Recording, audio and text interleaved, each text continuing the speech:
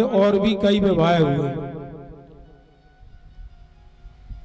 परीक्षित जी आश्चर्यचकित हुए, चौंके, बोले महाराज कई विवाह? बोले हाँ। तो बोले जरा महाराज विस्तार पूर्वक बताओ। सुखदेव जी कहते हैं तो सुनो राजन। सत्राजित नाम का एक राजा था। उसने भगवान सूर्य की बहुत तपस्या की, बड़ी आराधना की। तो भगवान सूर्य ने प्रसन्न होकर इसको एक मणि प्रदान की जिसका नाम था समयंतक। तो समयंतक मणि लेकर के खूब अपना घूमा करता था। तो यदुवंशियों ने एक दिन कहा सत्याजित से कि देखो भाई, ये तुम्हारी मणि बहुत कीमती है, वो 8 भार सोना रोज देती है, तो ये मणि किसी साधारण व्यक्ति के पास नहीं रहना चाहिए, और तुम इस मणि को जो है द्वारकाधीश को दे दो, वो राजा है।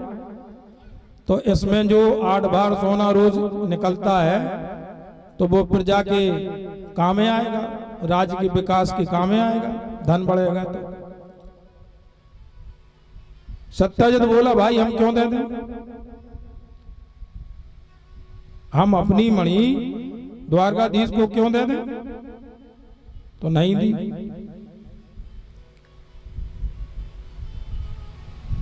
तो क्या हुआ कि सत्याजित का भाई था, तो सत्याजित का भाई सत्याजित से बोला, बोले देखो तुम जो मणि लेकर के घूमते हो,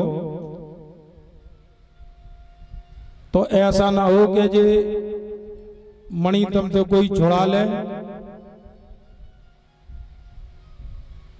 क्योंकि इसकी निगाह इस मणि पर कई लोगों की है, तो तुम जो मणि हमें दे दो तो हम अपने पास को सुरक्षित रखेंगे।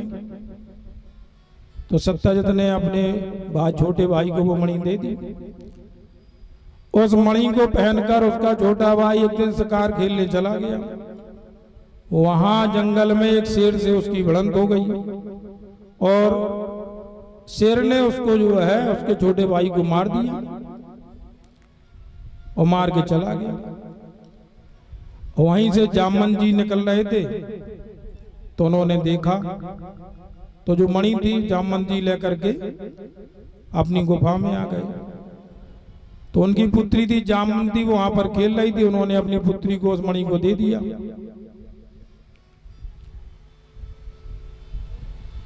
अब यहां जब कई दिन हो गए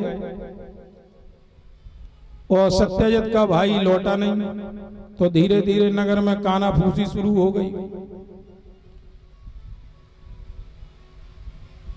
सत्याजित को लगा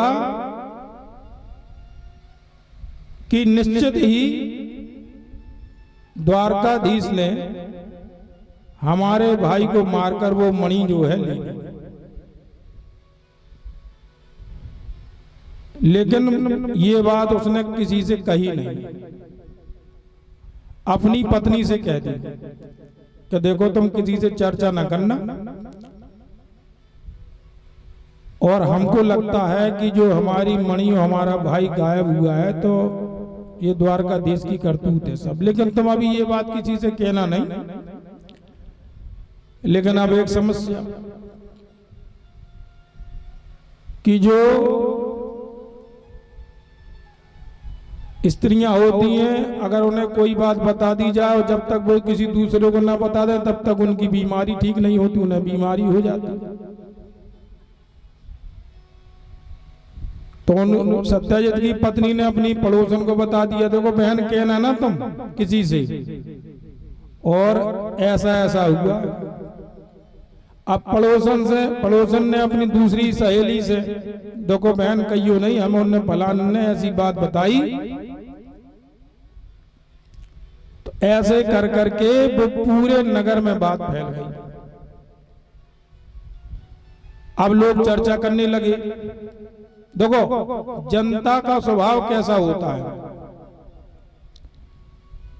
अब नगर में चर्चा होने लगी, अरे बोले कृष्ण तो बचपन का ही चोर है, पहले माखन दूध दही चुराता था, अब आजकल हीरा जवाहरात चुराने लगा। धीरे धीरे भगवान को पता लगा। भगवान बोले भाई ये तो बड़ी कलंक की बात है, ये तो हमें कलंक लगा जा रहा। तो भगवान बोले इस कलंक को तो मिटाना पड़ेगा। तो भगवान उस मणि की खोज में निकले और जंगल में पहुंचे तो देखा एक शेर मरा पड़ा है और उसी के बगल में उसका भाई मरा पड़ा है। फिर वहां देखा कि एक भालू के भी पद चिन्ह बने हुए हैं। तो भगवान उस भालू के पद चिन्हों को रखते बिल्कुल देखते हुए और घुस गए गुफा में। वहां जामवंत जी की पुत्री वो खेल रही थी उसी मणि से। तो भगवान ने देखा कि वो मणि से खेल रही है और पुत्री ने भगवान को देखा तो खूब जोर से चिल्लाई। जब जोर से चिल्लाई तो जामवंत जी ने देखा कि अरे ये कौन घुसा चला रहा है भाई। सो जामवंत जी ने एक जोर का घूंसा भगवान की छाती पे जमाया। भगवान ने भी एक जोर का घूंसा जामवंत जी की छाती पे जमाया। तो ऐसे करते करते खूब घूसम घूसा खूब कुश्ती शुरू हुई भगवान से और जामवंत जी से। अब ये मल युद्ध चलते चलते 27 दिन बीत गए। 27 दिन जब बीत गए, 28वां दिन लगा इस मल युद्ध का, तो भगवान ने एक जोरदार से घूंसा छाती पे मारो जामवंत जी के और धड़ाम से धरती पटकदा ऊपर चढ़ गए। सोई जामवंत जी बोले, हाथ जोड़ के बोले, प्रभु बस अब रहने दो, अब हम समझ गए कि आप कौन हैं, आप ही हमारे प्रभु श्री राम हैं। बताओ प्रभु आप कैसे पधारे। तो भगवान बोले, भाई ऐसी ऐसी व्यथा हो गई और मणि तुम्हारे पास है। तो जामवंत जी कहते हैं, भाई मणि तो हमने अपनी पुत्री को दे दी। अब कोई पिता अपनी पुत्री को किया हुआ जो धन होता है उसको वापस लेता नहीं है, दान कर दिया। तो भगवान बोले क्या होना चाहिए। जामवंत जी बोले एक उपाय है। क्या? बोले आप हमारी पुत्री से विवाह कर लो तो हम तुम्हें दहेज में वही मणि दे देंगे। तो बोले ठीक है। तो भगवान ने जो है जामवंत जी से विवाह किया और लेकर के जो है द्वारका आ गए। द्वारका आ गए, द्वारका वासियों को वो मणि दी।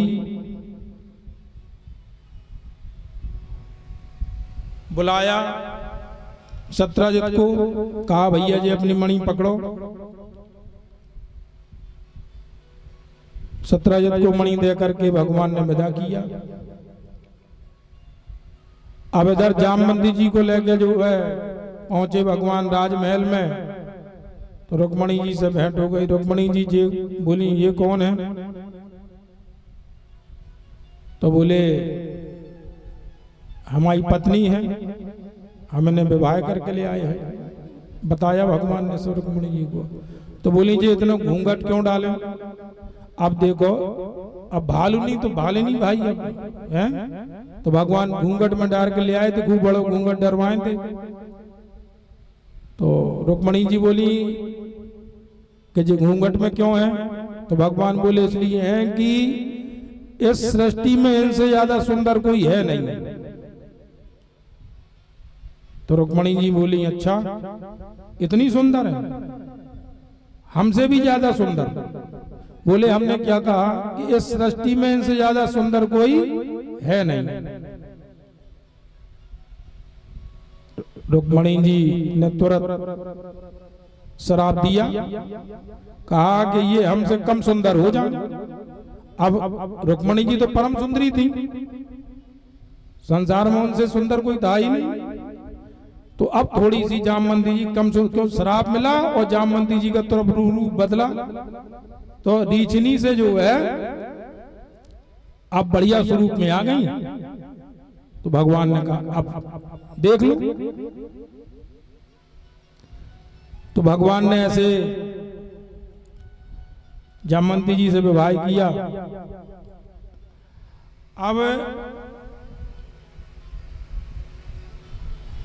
जो भगवान का दूसरा विवाह, तीसरा विवाह, अहम देवस्य सवितुर्दुहिता पतिमिच्छति विष्णु वर्ण्यं वरदं तपा परम स्मिता।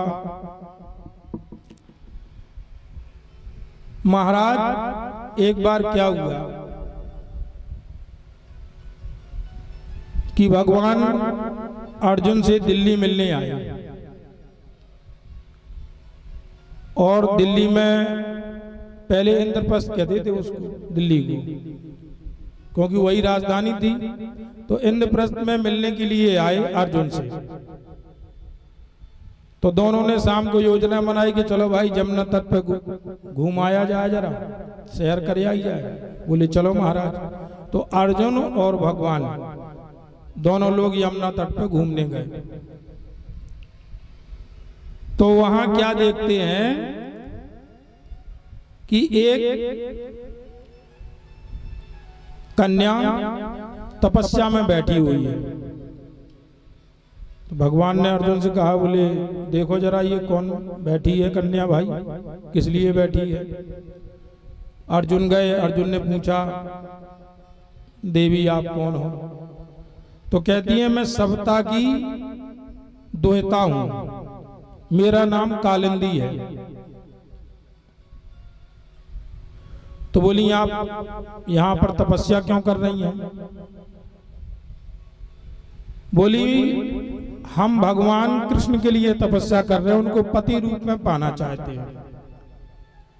अर्जुन लौट के आए, भगवान से मुस्कुराए, बोले प्रभु आजकल तुम्हारा बृहस्पति बहुत तेज चल रहा है।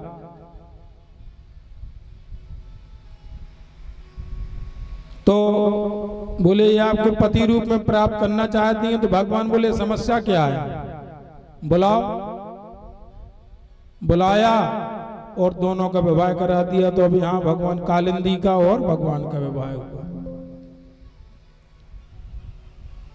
अब जो है चौथा विवाह हुआ उज्जैन। उज्जैन के राजा थे बिंद और अरविंद।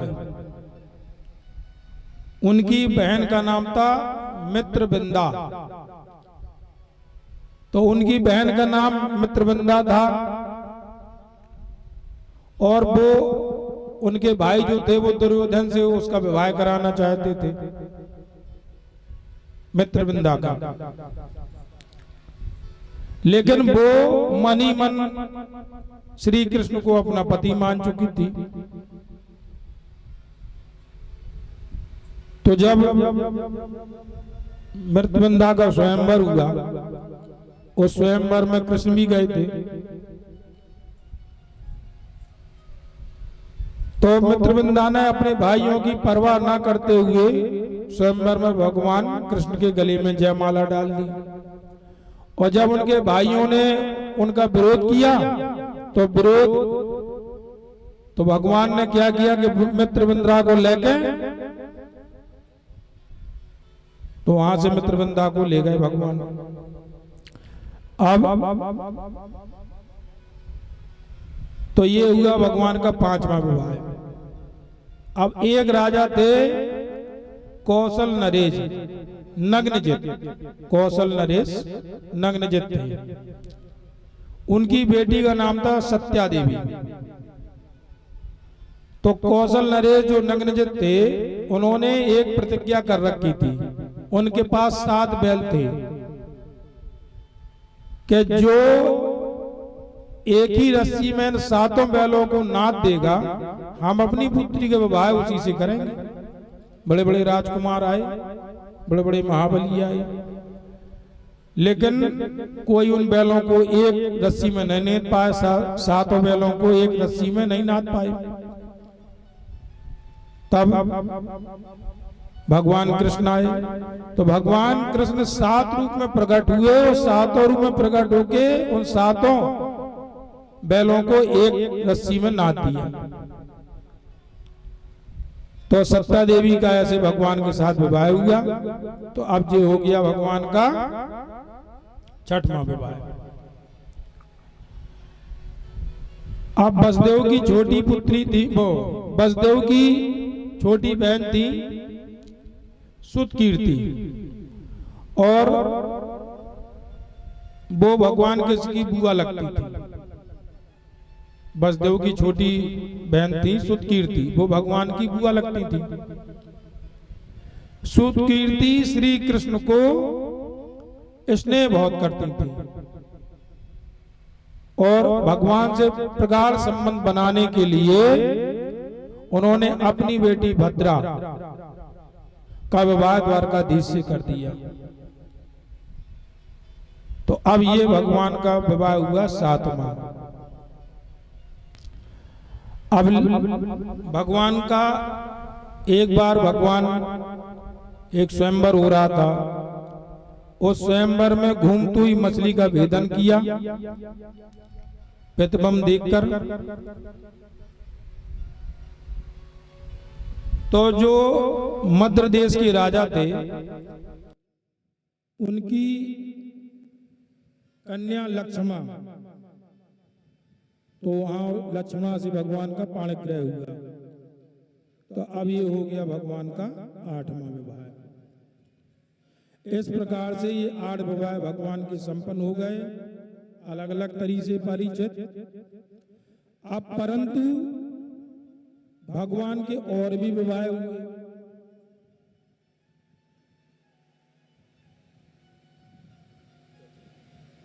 तो भगवान के और भी विवाह हुए परिचित। तो परिचित जी फिर चौंके, बोले महाराज और हुए अभी? बोले हाँ और हुए। बोले महाराज कितने? बोले 16,100। बोले महाराज 16,100? तो बोले जे कैसे हुए महाराज? तो भौमासुर नाम का एक राक्षस था, उसने 20,000 कन्याओं से विवाह करने का संकल्प लिया। तो वो एक एक करके जो है कन्याओं को अपहरण करके लाता था और अपने यहाँ बंदी गृह में रखता था। तो ऐसे करते करते 16,100 कन्याएं हो गई। भगवान को पता चला, तो भगवान ने कहा कि चलो भाई इनका सबका उद्धार बंदी गृह से करना पड़ेगा। तो भगवान उनको बंदी गृह से मुक्त कराने के लिए आए। तो जब भगवान ने नगर में प्रवेश किया, तो नगर रक्षक के रूप में 5 मुख माला मुर नाम का राक्षस मिला। भगवान ने उसका वध किया। तो भगवान ने जब उसका वध किया मुर नाम के राक्षस का, तो भगवान का नाम माधव पड़ा। यहाँ 5 मुख का था, मुर था, उसका वध कर दिया तो भगवान को फिर माधव नाम मिला।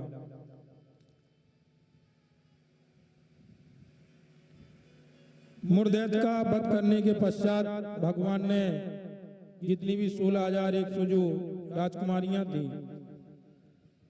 उनको सबको मुक्त कराया। तो उनने सबने भगवान की बड़ी सुंदर स्तुति गाई। राजकुमारियों ने प्रभु को प्रसन्न होकर प्रणाम किया कि आपने इस बंदी गृह की 4 दीवारी से हमको मुक्त कराया, लेकिन अब आप एक बात बताओ कि हम इतने वर्षों तक इनकी कैद में रहे, तो अब ना तो हमको घर वाले स्वीकार करेंगे और ना हमसे कोई विवाह करेगा। तो अब हमारे लिए जीवन में कुछ बचा नहीं। तो जब हमारे लिए जीवन में कुछ बचा नहीं, तो अब इस जीवन का ही अंत कर देना उचित है। भाई जीवन में कुछ बचा ही नहीं, तो हम जीवित रह के क्या करेंगे? तो भगवान बोले देखो भाई, जब सब दरवाजे बंद हो जाते हैं तो हमारा दरवाजा हमेशा खुला रहता है 24 घंटे। तो भगवान ने कहा देवी घबराओ नहीं, बिल्कुल चिंता मत करो। तो भगवान ने एक मुहूर्त में एक ही समय में 16,100 कन्याओं से विवाह किया। तो इस प्रकार से अब भगवान की जो रानी हो गई 16,108 हो गई। भगवान 16,108 पत्नियों के साथ में बढ़िया आनंद से रह रहे थे। कालांतर में प्रत्येक रानी के 10-10 बेटा और एक पुत्री हुई। तो भगवान के कुटुंब की संख्या हो गई परिवार की 56 करोड़। 56 करोड़ संख्या हो गई। तो अब इतना विशाल परिवार प्रभु का, और प्रभु फिर भी इतने आनंद से रह रहे हैं। एक दिन भगवान ने विचार किया कि चलो अपने जो बाल गोपाल हैं, छोटे छोटे बच्चे हैं, सबको लेकर के चलो कुछ जंगल में घुमा ले आए। तो भगवान जंगल में घुमाने के लिए गए। तो भगवान एक पेड़ की छाया में आराम करके बैठ गए कि अब यहां हम विश्राम करेंगे बच्चों, अब तुम लोग जाओ तो खेलो कूदो। तो बच्चे सब खेलने लगे। खेलते खेलते बच्चे गेंद खेल रहे थे। खेलते खेलते वो गेंद एक कुएं में चली गई।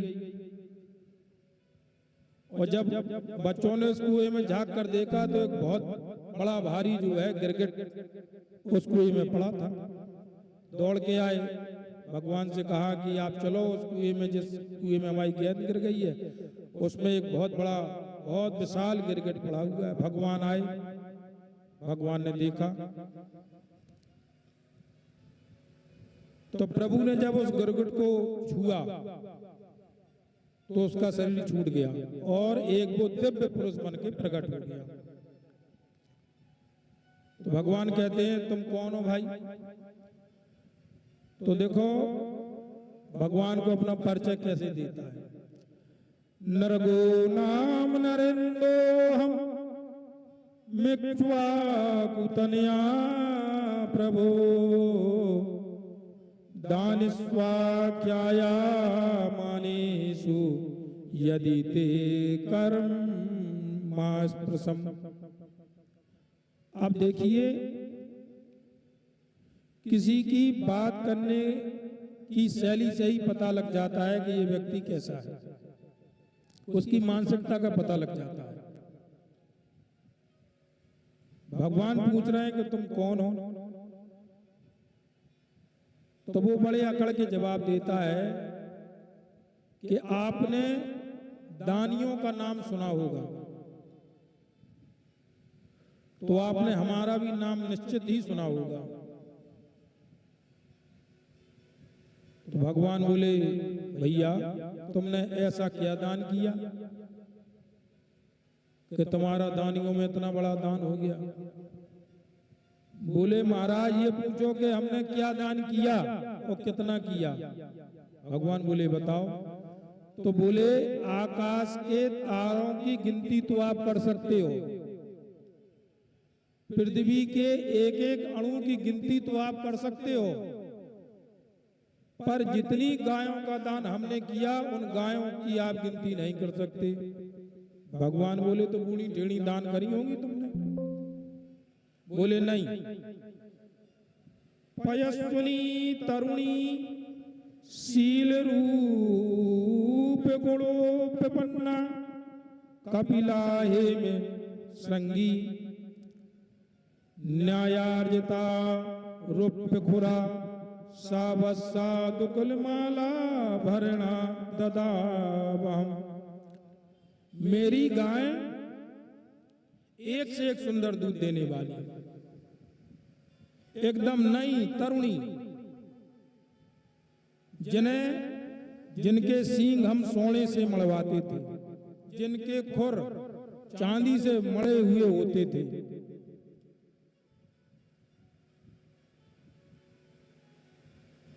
दानों में भी बड़ा विशेष दान होता है, सोने का, चांदी का और गऊ का। पर महाराज तो भगवान बोले, ये बताओ भैया, जब तुम इतने बड़े दानी हो तो फिर गिरगिट काय खिलाने बन गए? तो बोले महाराज एक बार हमसे गलती हो गई। बोले क्या? हमने बोले अपनी गाय को एक ब्राह्मण को दान किया। अब एक गाय हमारी उस ब्राह्मण के यहाँ से छूटकर और फिर से हमारे यहाँ आ गई। तो हमने जब हमारे गायों में वो मिल गई तो हमने फिर दूसरे ब्राह्मण को वो गाय दान की। तो वो दान करी कराई गाय उन्हीं गाय में मिलकर दूसरे ब्राह्मण को दान हो गई। अब वो ब्राह्मण रास्ते में गाय लेके जा रहा था और जिस ब्राह्मण के घर से वो गाय छूटकर भाग के आई थी, वो ब्राह्मण अपनी गाय को ढूंढ रहा था। तो जब उसने देखा कि ये ब्राह्मण हमारी गाय को लेके जा रहा है, तो बोला भैया ये हमारी गाय है। तो वो बोला नहीं, ये तो अभी हमें महाराज ने दान दी है।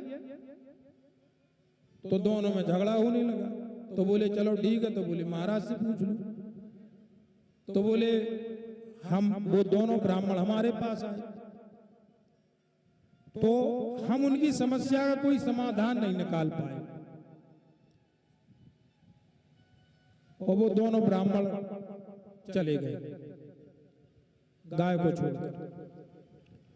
कालांतर में हमारी मृत्यु हुई।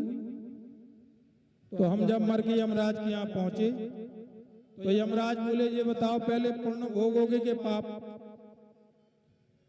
तो बोले हमने सोचा पाप तो हमारे बहुत कम है, तो पहले पाप ही भोग लो, फिर बाद में इकट्ठे पुण्य भोगेंगे। तो बोले महाराज हमने कहा पहले हम पाप भोगेंगे, सो यम गिरगिट बन गए। और उन पुण्यों का प्रभाव ये हुआ कि आज आप हमें मिल गए। ये हमारे पुण्यों का प्रभाव हुआ और पाप के कारण हम गिरगिट बन गए थे।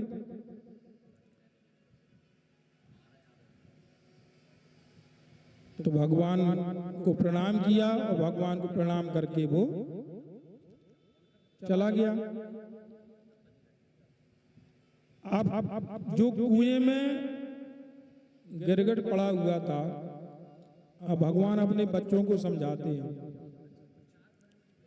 कहते हैं बच्चों, तुमने इस नरक की आत्मकथा से क्या सीखा? देखो, ब्राह्मणों का और संतों का धन जो है विष के समान होता है। ब्राह्मणों का और संतों का जो धन होता है वो विष के समान होता है। इसको भूलकर भी किसी भी परिस्थिति में हजम नहीं करना चाहिए। ब्राह्मण के धन को और संत के धन को कभी नहीं खाना चाहिए, भूल से भी नहीं खाना चाहिए। भगवान अपने कुटुंबियों को समझा रहे हैं, अपने बच्चों को। बोले ये जैसे विष पी लो, अगर कालकूस विष भी अगर पी लोगे तो हम बचा लेंगे। जलती हुई अग्नि में भी अगर तुम कूद जाओगे तो हम उस जलती हुई अग्नि से भी तुमको बचा लेंगे। लेकिन ब्राह्मण का अगर तुमने धन खा लिया, ब्राह्मण का विरोध कर दिया, तो फिर मैं भी तुम्हें नहीं बचा सकता।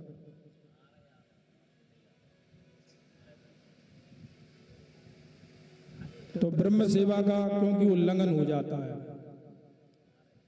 इस प्रकार प्रभु ने अपने बच्चों को ब्राह्मणों के प्रति सचेत किया। एक दिन दाऊ दादा बोले देखो कन्हैया, बहुत समय हो गया, हम लोग वृंदावन नहीं गए, तो अब हमें वृंदावन चलना चाहिए। भगवान बोले देखो दाऊ दादा, हमारी तो अभी इच्छा है नहीं, आप हो। तो भगवान द्वारकापुरी में रहे और दाऊ दादा वृंदावन पहुंच गए। 2 मासो तत्र चवादसी मन्मधु माधव च। मधु माधव अर्थात चैत्र और वैशाख 2 महीने छुट्टी मनाने के लिए दाऊ जी वृंदावन पहुंच गए। वृंदावन वासियों ने जब ब्रजवासियों ने देखा दाऊ दादा को तो बड़े प्रसन्न हुए, खूब आदर सत्कार किया, स्वागत सत्कार किया। दाऊ दादा का दाऊ दादा भी बड़े प्रसन्न हुए, इतने वर्षों बाद ब्रजवासियों से मिलना हो रहा। तो एक दिन ब्रजवासी दाऊ दादा से बोले दाऊ दादा बहुत दिन हो गए हमने और आपने सबने मिलकर कीला नहीं की, तो चलो कुछ खेल हो जाए। तो दाऊ दादा बोले चलो खेल हो जाए। तो सब जने बोले जमुना जी के तट पे हो जाए। तो जमुना जी के तट पे चले। तो दाऊ बोले जमुना जी जाने की आवश्यकता, जमुना जी को हम यहीं बुलाएंगे।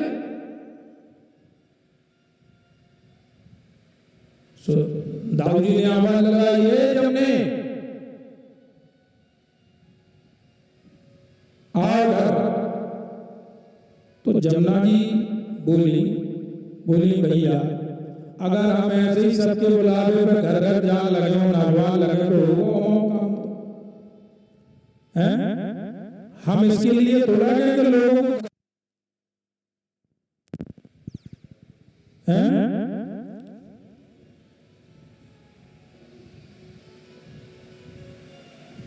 तो दाऊ दादा को क्रोध आ गया, गुस्सा हो गई। तो बोले अच्छा तेरी इतनी हिम्मत, तूने मेरी आज्ञा का उल्लंघन किया।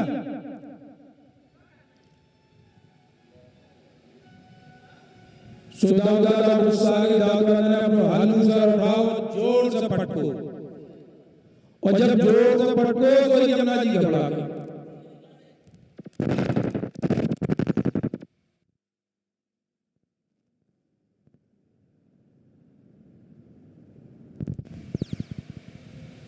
जमुना जी दंडवत करके दाऊ जी के सामने प्रकट हो गई। बोले दाऊ जी आप फैसला करो। दाऊ जी प्रसन्न भय। तो जो जमुना जी पूरे ऐसे ऐसे चलती है ना वृंदावन में घूम घाम के, वो दाऊ जी के इसी हल चलाने से ही चलती है। नहीं हल चला दो तुझो दाऊ जी ने कि ऐसे ऐसे आओ।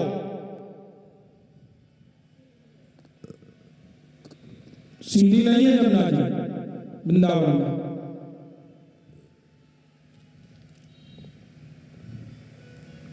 अब इधर तो दाऊ जी जो है वृंदावन में छुट्टी मना रहे। अब द्वारकापुरी में भगवान कृष्ण अकेले। तो शत्रुओं की निगाह हो गई द्वारकापुरी में। तो एक पौंड्रिक नाम का राजा था जो स्वयं को अपने को भगवान सिद्ध करना चाहता था। उसका एक मित्र था काशी नरेश, काशीराज। वो काशी राज जो है उसको खूब भड़काया करता था कि तुम भगवान बन जाओ, हम तुम्हारे पुजारी। तो जो माल आया करेगा उसको खूब दूर आपस में बांट के अपना चकाचक काम चलाए। तो जब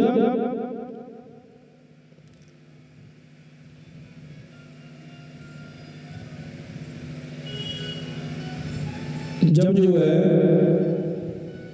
दोनों में आपस में समझौता हो गया तो पौंड्रिक बन गए भगवान और काशीराज बन गए उनके पुजारी। अब जनता बेचारी सीधी साधी। बढ़िया पौंड्रिक ने, अच्छा पौंड्रिक वैज्ञानिक था, पढ़ा लिखा था कुछ, तो उसने बढ़िया अपने विज्ञान से जो है एक गरुड़ बना लिया है और 2 नकली हाथ बना के लगा ले, बढ़िया सुदर्शन बना लिया। तो अपने आप को बिल्कुल कृष्ण रूप में स्थापित कर दिया और जनता से जो है अपने आप को पुजवाना शुरू कर दिया। जय पौंड्रिक वासुदेवाय का जाप करो सब लोग और इस मंत्र से हमारी पूजा करो। तो जनता को पूजा पाठ करने लगी, पौंड्रिक का आरती गाने लगी। काशीराज ने कहा पौंड्रिक से, बोले एक बात बताएं, अगर कृष्ण तुम्हारे अधीन हो जाए तो बोले तुम्हारी भगवत्ता पूर्ण रूप से स्थापित हो जाए। तो बोले इसके लिए क्या करना पड़ेगा? तो बोले धमकी वाला पत्र लिखो, क्योंकि बोले अबे दाऊ जो उसका भाई है वो इस समय है नहीं और कृष्ण युद्ध करेगा नहीं, वो बहुत डरपोक है। काशीराज ने बड़ा भड़काया पौंड्रिक को, बोले वो युद्ध करता कहाँ है, वो तो भागता है युद्ध से, युद्ध के नाम से बड़ा डरता है, उसका नाम ही बोले रणछोड़ है। तो काशीराज ने बहुत भड़काया, पौंड्रिक को बात जमी तो एक पत्र लिखा, वासुदेवो अवतीर्णो है मेघ एव नाचापरा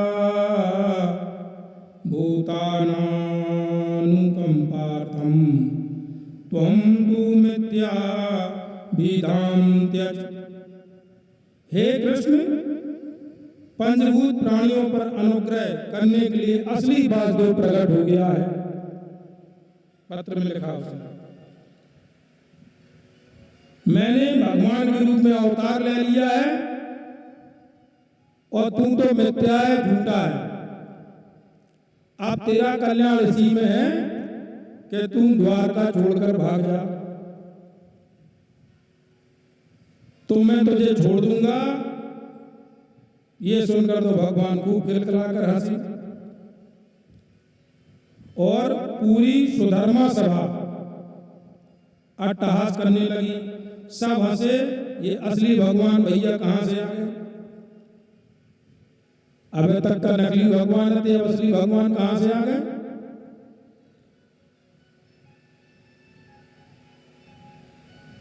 भगवान ने उस दूत को बुलाया और बुला करके कहा कि तुम अपने महाराज से कह देना कि कल तुमसे कृष्ण जो है तुम्हारे दर्शन करने आएगा। तो भगवान तुम्हारे कृष्ण तुम्हारा दर्शन करने आएगा। अब जैसे ही पौंड्रिक को पता लगा कि कृष्ण जो है आएगा, सोई घबराया। क्यों रे काशीराज, तू तो कह रहा था कृष्ण बड़ा डरपोक है और वो तो कल मिलने आ रहा। अरे बोले तुम चिंता मत करो, देखो भाई अब कुछ पाने के लिए कुछ तो प्रयास करना ही पड़ता है। भगवान दूसरे दिन पहुंचे और पहुंचकर भगवान ने पौंड्रिक से कहा भाई आओ। तो काशीराज बोला जाओ दिखाओ अपना चमत्कार। सोई खटका दबाया, गरुड़ पे बैठा और खटका दबाया, चक्र घुमाया और भगवान के सामने प्रकट आ गया और जो है भगवान से युद्ध शुरू। तो भगवान ने जो है सुदर्शन से उनकी कई बार में गर्दन सुन को गोविंदाय। अब जो है सिर कटते ही भगवान ने सोचा कि इसने मेरे जैसा रूप बनाया तो मेरा अब तो मेरा जैसे रूप बना पाया। कितना चिंतन किया होगा इसने। तो भगवान ने देखो उसके ऊपर भी कृपा करी और अपने सारूप मुक्ति उसको प्रदान की पौंडरिक को। क्योंकि कल कथा में हमने सुना था कि भगवान अवगुणों में भी गुण खोज ही लेते हैं। कितना भी अवगुण ही क्यों ना हो, एक आध न एक आध गुण जो है उसमें निकाल ही लेते हैं। पूतना की कथा में है, पूतना में कोई भी गुण था ही नहीं किसी भी प्रकार से, किसी भी दृष्टि से, लेकिन फिर भी भगवान ने गुण उसमें देख लिया कि जो उसने काम किया वो माँ जैसा किया, तो माँ जैसा किया तो मौसी हो गई, तो फिर उसको माँ जैसी भगवान ने गति प्रदान कर ली। तो भगवान ने पौंडरीक को देखा कि इसने मेरा रूप बनाने के लिए मेरा जैसा मेरा कितना चिंतन किया होगा, तो भगवान ने उसको सारूप मुक्ति प्रदान की, अपने चरणों में स्थान दिया। और काशीराज को भी जो है भगवान ने गर्दन काटी और सुदर्शन को आदेश दिया कि जाओ पूरी काशी भस्म कर दो। तो जब काशीराज का वध का समाचार उसके पुत्र सुदीक्षण को मिला तो उसने अभिचार विधि से दक्षिणानी की आराधना करके कृत्या को प्रकट किया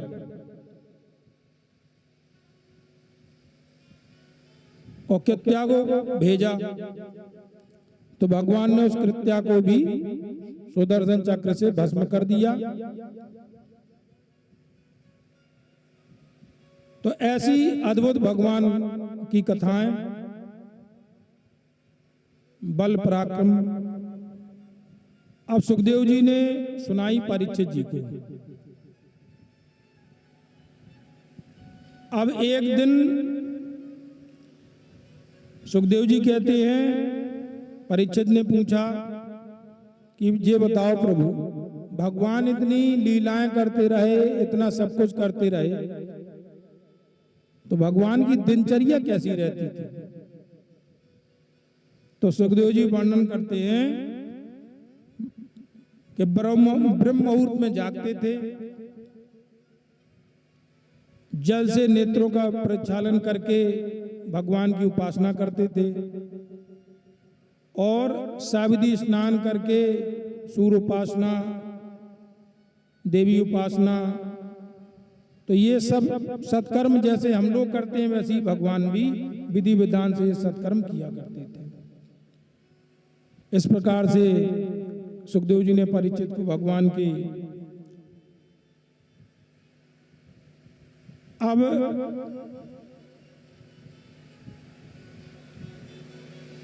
गुरुजनों को दंडवत प्रणाम करके अब इधर पांडवों ने राजसूर यज्ञ करने का विचार किया।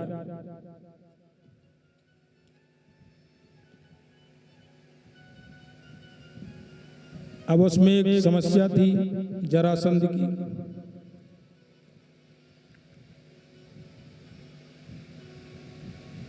तो पांडवों ने भगवान के पास निमंत्रण भेजा कि हम राजसूर यज्ञ करना चाहते हैं, वो आप पधारो। अच्छा, इधर जो है जरासंध ने 20,000 राजाओं को बंदी बना रखा था। जरासंध ने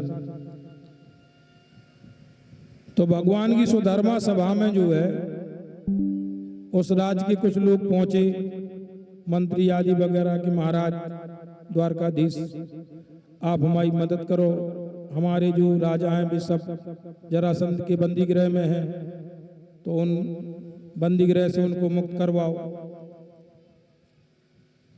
तो भगवान ने कहा जाओ, तुम लोग निश्चित रहो और जरासंध के बंदी गृह से हम राजाओं को अवश्य मुक्त कराएंगे। अब इधर पांडवों का भी निमंत्रण पहुंच गया। भगवान उद्धव जी से पूछते हैं कि ये बताओ हमें पहले क्या करना चाहिए, पहले राजाओं को मुक्त कराना चाहिए कि पांडवों के यहाँ चलना चाहिए। तो जो उद्धव जी कहते हैं पहले पांडवों के यहाँ चलो। पहुंचे भगवान,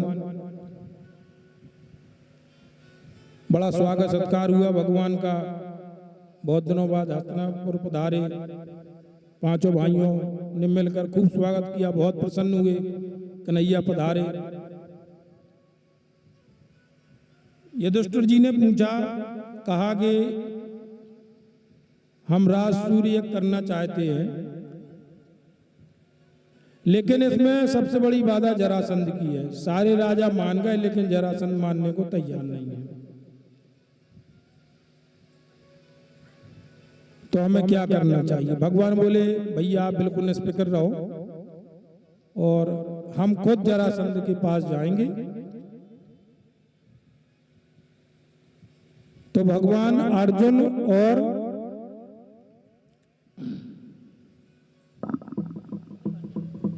भीमसेन को लेके जरासंध के यहाँ पहुंचे, ब्राह्मण का वेश बना के।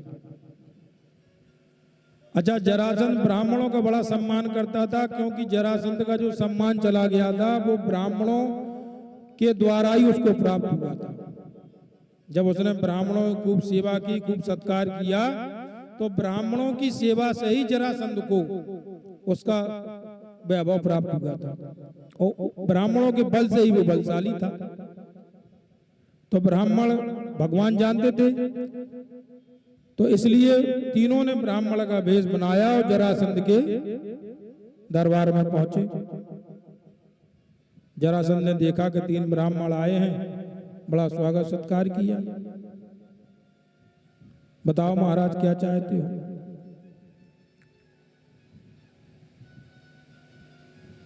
तो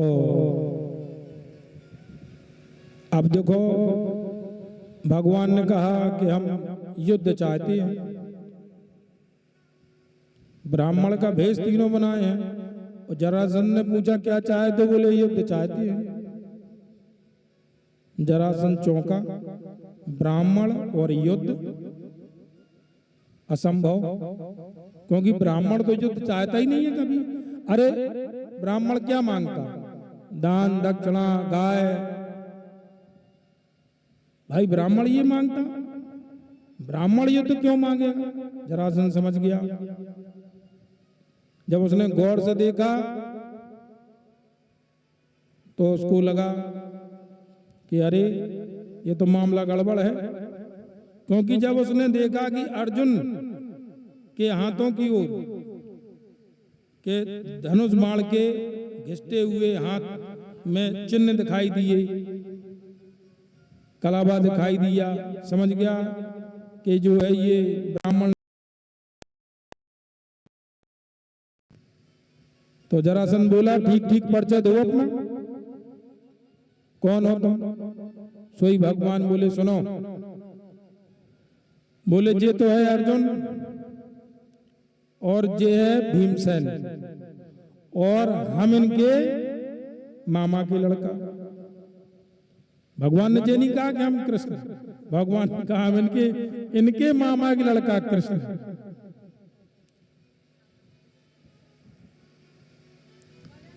तो बोले अच्छा, तो बोले युद्ध चाहते हो? तो बोले सुनो, बोले तुमसे तो युद्ध हम कर नहीं सकते क्योंकि तुम तो हो भगोड़े, तो हम भगोड़ों से युद्ध नहीं करते। ठीक रहा। बोले जे अर्जुन, ये 1.5 हड्डी का जे हमारे सामने टिक नहीं सकता। हाँ बोले ये देखने में कुछ ठीक ठाक नजर आ रहा है भीमसेन। सो भीमसेन को तुरंत एक गधा पकड़ाई और पकड़ा के जो है बोले आओ। अब पहुंच गए दोनों मैदान में और खूब गदा युद्ध हुआ। अब गदा युद्ध होते होते होते होते 27 दिन बीत गए लड़ते लड़ते। अब भीमसेन की तो नस नस ढीली हो गई महाराज। जरासंध ने इतना मारा भीमसेन को कि भीमसेन जो है अब लड़ने ही लायक नहीं रहे। युद्ध करके शाम को घर आए राजमहल में। देखो पहले जो है जो युद्ध वगैरह होते थे वो बड़े धर्म युद्ध होते थे। जरासंध इन तीनों का दुश्मन। लेकिन धर्म युद्ध कैसा कि देखो उसके घर में रह रहे हो, उसी से युद्ध कर रहे हो, लेकिन जब तक युद्ध चलता था तब तक युद्ध चलता था, और जब युद्ध समाप्त हो जाता था तो वही जरासंध इन तीनों को पूर्ण सत्कार के साथ अपने राजमहल में रखता था और इनका आदर सत्कार करता था। और जब सुबह युद्ध का समय होता था तो फिर युद्ध करने ले जाता था और फिर दिन भर युद्ध होता था। तो ऐसे चलते चलते 27 दिन बीत गए। अब जरासंध ने तो मार मार के जो है भीमसेन की हड्डी पसली एक कर दी। अब भीमसेन भगवान से बोले, बोले प्रभु अगर कल युद्ध में हम गए तो हम तो जीवित नहीं बचेंगे, हम तो निश्चित मर जाएंगे, क्योंकि अब जो है शरीर में बिल्कुल तथा नहीं रही। इसने मार मार के बिल्कुल। भगवान बोले देखो भाई, तुम युद्ध तो करते हो पर मेरी तरफ नहीं देखते, अगर मेरी तरफ देखो तो कुछ काम बने। ठीक है बोले। तो अब की बार भीमसेन और जरासंध का मल्लयुद्ध हुआ, चला गदा साहब। तो भगवान ने जो है, जब भीमसेन ने भगवान की ओर देखा तो भगवान ने एक तीली उठाई और उसको फाड़ के भगवान ने फेंक दिया, एक इस तरफ एक इस तरफ। सोई भीमसेन समझ गया। भीमसेन ने तुरंत जरासंध को पटका और पटक के दोनों पैर पकड़ के फाड़ के फेंक दिया। कुछ देर बाद वो फिर आके जुड़ गया। अब भीमसेन घबराए और जब वो जुड़ गया तो फिर कायदे से युद्ध हुआ और फिर भीमसेन की जम के धुनाई भई। भीमसेन फिर लौट के बोले प्रभु मरवा दो आपने, हमने आज आपकी तरफ देखो भी और आपने जो बताई वो हमने करो भी। बोले भीमसेन तुमने देखा तो लेकिन ठीक से नहीं देखा। बोले कैसा प्रभु? बोले हमने तीलियों को ऐसे फेंका था और तुमने ऐसे फेंक दिया। तो बोले महाराज इससे क्या फर्क पड़ता है, चाहे ऐसे फेंको चाहे ऐसे फेंको। बोले नहीं फर्क पड़ता। बोले एक जरा नाम की राक्षसी थी, इसका जब जन्म हुआ था तो ये 2 भागों में हुआ था। तो इसकी माता ने इसको जंगल में छुड़वा दिया था। तो वहां से एक जरा नाम की राक्षसी निकली, उसने इन दोनों को जोड़ दिया तो इसका नाम पड़ गया जरासंध। बोले अच्छा महाराज। तो बोले इसको अब जी ऐसे जुड़े हुए हैं, अगर तुम ऐसे ही फाड़ कर फेंकते रहो तो फिर जुड़ जाए आके, इसलिए इनको विपरीत दिशा में फेंको, उल्टे हो जाए इसमें। ठीक। अब भगवान ने युद्ध किया, वो भीमसेन और जरासंध का हुआ मल्लयुद्ध। तो अब जैसे ही भगवान ने इशारा किया तो भीमसेन ने हाल पटक के और फाड़ के दोनों विपरीत दिशा में फेंक दिए, जरासंध का कल्याण हो गया। तो भगवान ने जरासंध को उद्धार करके अपने में ही समाहित किया। तो इस प्रकार से जरासंध का उद्धार हो गया। तो सब राजा जो बंदी गृह में थे जरासंध के, भगवान ने सबको मुक्त कराया। भगवान की मुक्त कर्ण से सबने स्तुति करी।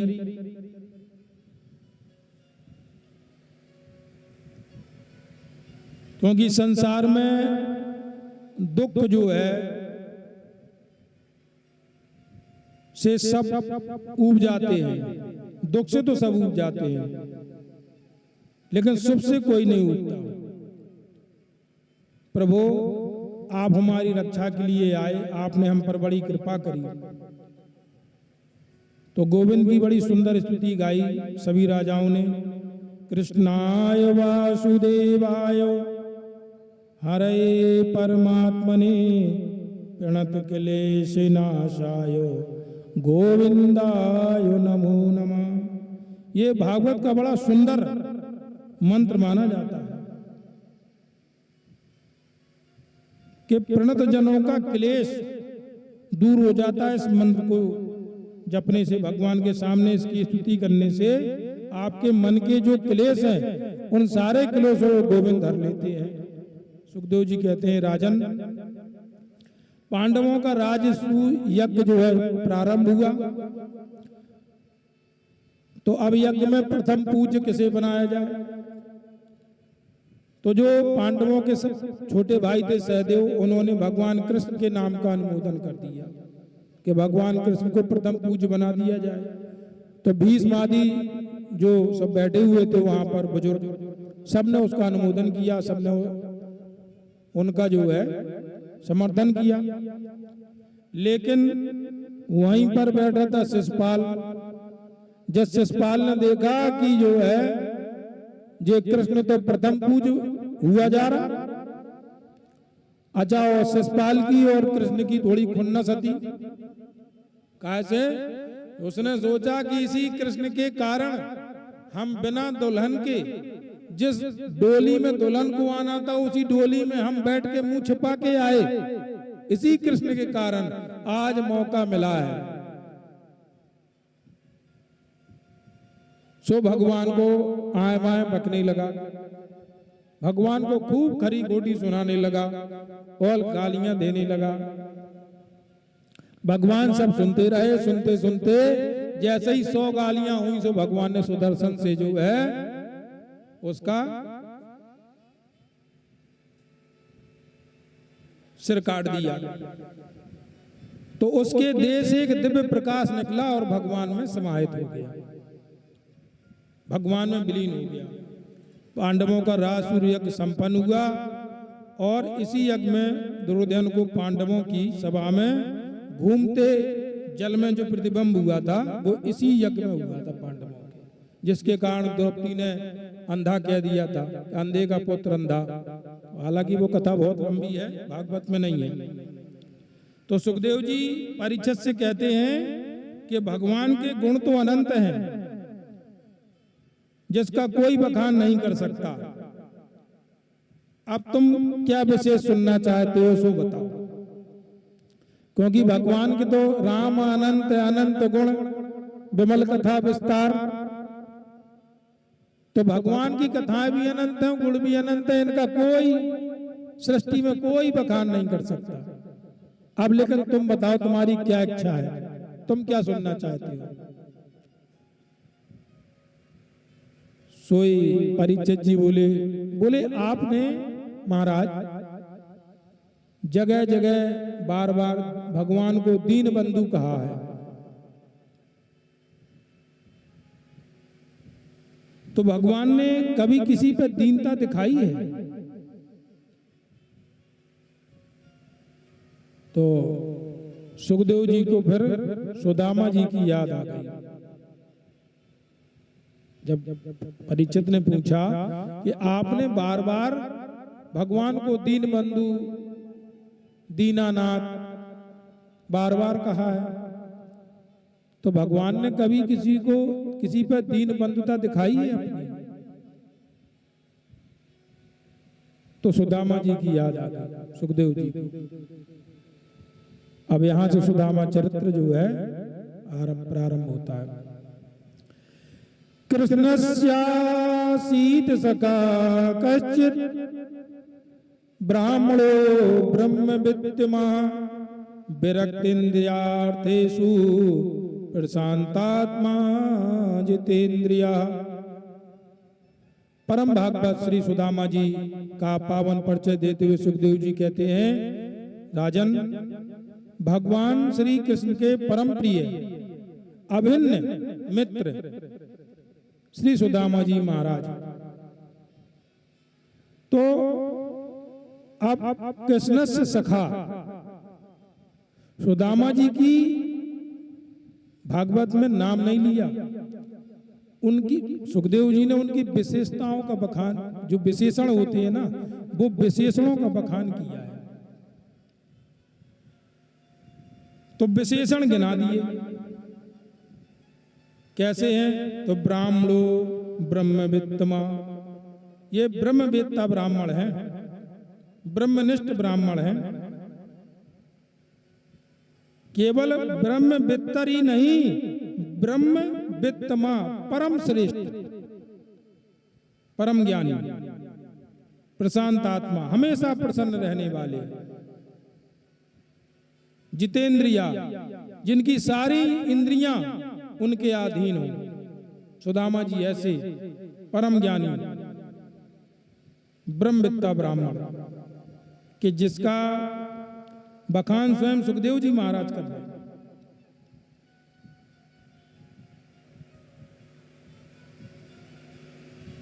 अब सुदामा जी की विशेषण दिए,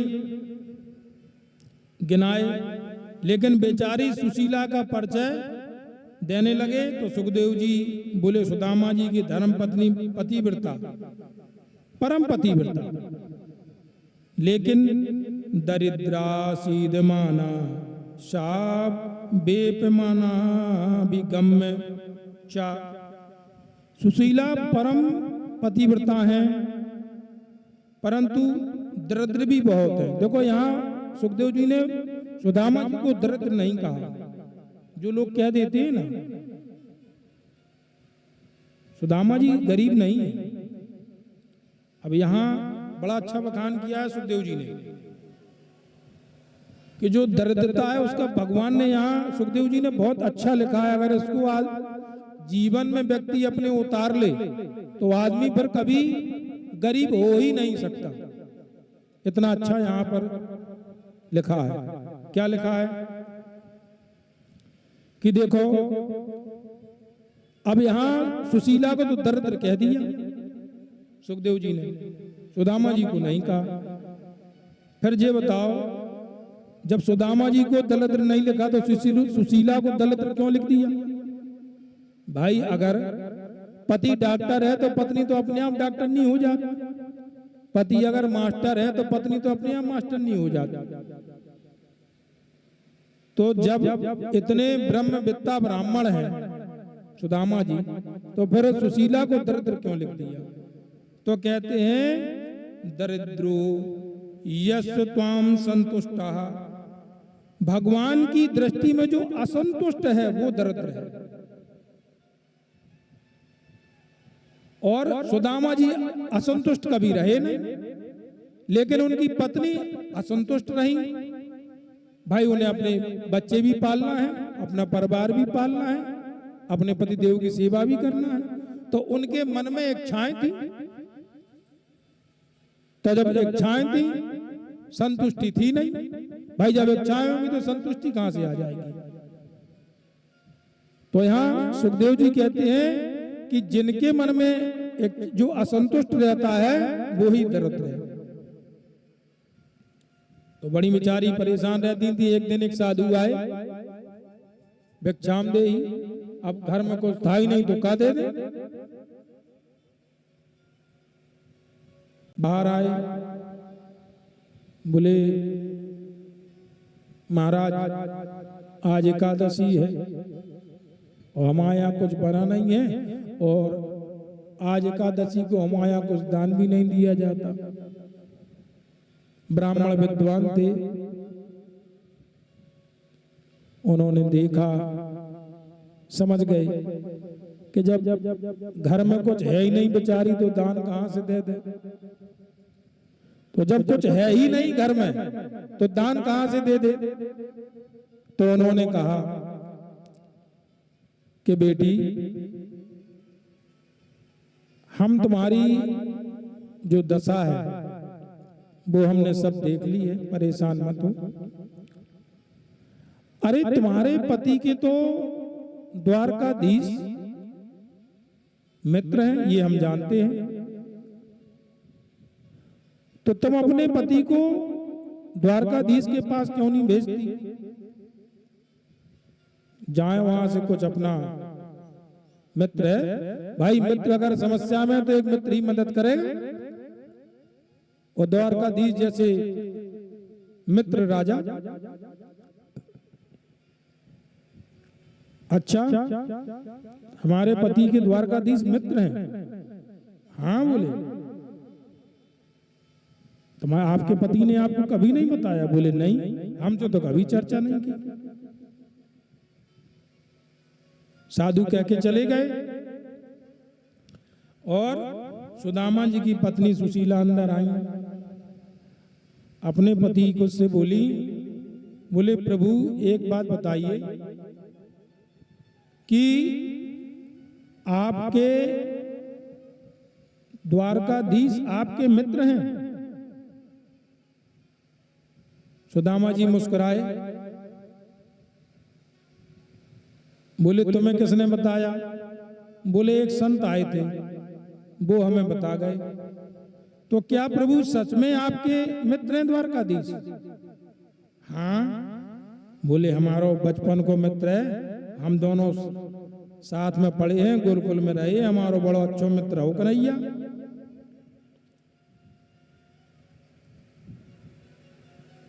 तो भगवान इधर सुशीला जी जो है सुदामा जी से कहती हैं, तो जब आपके परम मित्र हैं इतने, तो आप उनसे मिलने क्यों नहीं जाते? बोले अब समय बहुत बीत गया भैया, वो बहुत बड़ा आदमी हो गया, तो हम अब क्या मिलने जाएं? बोले जब तुम्हारा इतना पक्को मित्र है तो तुम्हें एक बार जरूर से मिलने जाना चाहिए। बड़ा आदमी है, कुछ जाओगे तो कुछ धन धान मिल जाएगा, तो अपना कुछ काम चलेगा। सुदामा जी बोले अब तो बिल्कुल नहीं जाएंगे। भाई सुशीला ने धन की चर्चा कर दी, तो सुदामा जी बोले अब तो हम बिल्कुल नहीं जाएंगे। तो सुशीला समझ गई कि ये बिल्कुल विरक्त हैं और ये धन के लोभ में तो नहीं जाएंगे। सो तुरंत बात पलटी, बोली कि जब तुम्हारे इतने परम मित्र हैं तो तुम्हें अपने मित्र की याद नहीं सताती? हाँ। बोले सताती तो है। बोले तो तुम्हें मिलने की इच्छा नहीं होती? हाँ। बोले होती तो है। तो फिर बोले चले जाओ, जाके मिल आओ। अरे लेना देना तो बात की बात है, कम से कम जब पता चल गया तो अपने मित्र से मिल ही आओ। तो बोले ठीक है। बोले अगर देवी तुम कहती हो तो हम जाते हैं, लेकिन बोले एक समस्या। क्या? बोले मित्र के यहाँ जा तो रहे हैं, तो मित्र के यहाँ, गुरु के यहाँ खाली हाथ नहीं जाना चाहिए, तो क्या लेके जाएं? घर में तो कुछ है नहीं। तो बोली आप चिंता ना करो, हम कुछ प्रबंध करते हैं। तुरंत मोहल्ले में निकली बाहर और निकल के जो है 4 घरों से 4 मुट्ठी चावल मांग के ले आई। या चित्वा चतुरो मुष्टीन विप्रान प्रतुतंडुलान चैलखंडेन तान बद्ध्वा भरत्रे प्रदादुपायनम। सुशीला 4 घरों से 4 मुट्ठी चावल मांग के ले आई। अब चावल तो मांग के ले आई, लेकिन बांधे काहे में? घर में कपड़ों नहीं। तो ढूंढा तो देखा है कि एक बहुत फटी सटी सी जीर्ण शीर्ण धोती पड़ी है। अब उस धोती में भी जो है ऐसी स्थिति कि उसको छू लो तो वह फट जाए, ऐसी स्थिति। तो उसी धोती को 3, 4, 5 परतें बना के सुशीला ने उसी धोती के कपड़े में उन चावलों की एक पोटली बनाकर सुदामा जी को दे दी।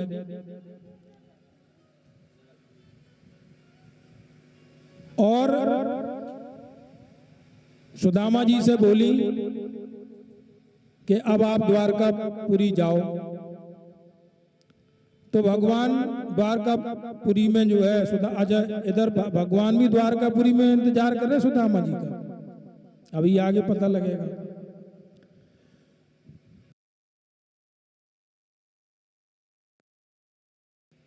पत्नी से